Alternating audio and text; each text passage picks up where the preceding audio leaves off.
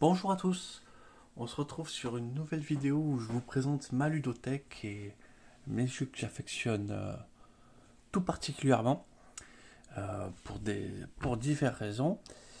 Et je vais vous représenter une petite sélection. Donc là pareil, je vous refais une petite vidéo, donc c'est des vidéos très courtes, je fais pas de l'explication de partie, de l'explication de règles ni rien. Ça vous le verrez ailleurs, mais je vais vous dire pourquoi certains jeux je les adore, pourquoi ils me touchent et pourquoi je les ai gardés.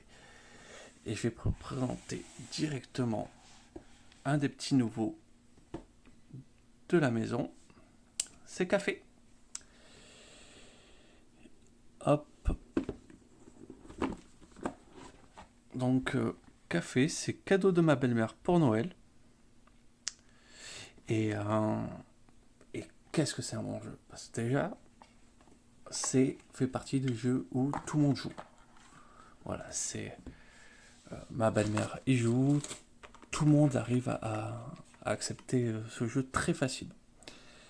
Le jeu est très très simple. Et à prendre en main, par contre, à gagner, c'est une autre paire de manches. On va avoir des symboles, on va faire de la production de café, on va devoir le sécher, euh, le torréfier, et, euh, et du coup, après, l'amener sur des cafés ou l'amener dans nos propres réserves.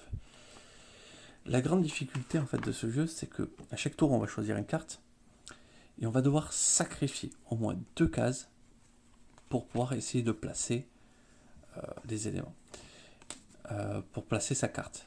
Donc il faut qu'il y ait au moins 2 cases qui soient prises jusqu'à 4.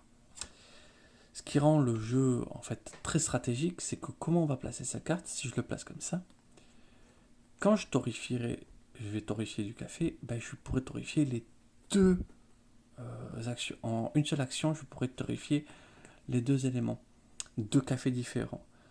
Ce qui fait que ça fait un jeu à combo, à mécanique, et j'ai mon chat qui s'invite dans la vidéo.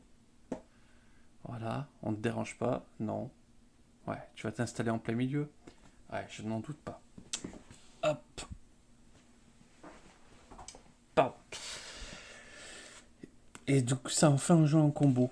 Donc c'est en peu d'action, peu de mouvement. En fait, les stratégies sont assez complexes. On a différentes couleurs de café, donc ça rend le jeu très agréable, très coloré et très rapide. Voilà, vraiment une partie. Ils mettent sur la boîte, ils mettent combien la partie? Ils mettent environ 30 minutes, ouais.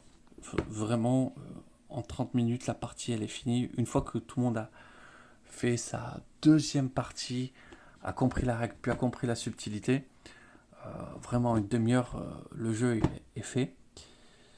Donc, super bon jeu. 4 joueurs, en vrai c'est pas mal.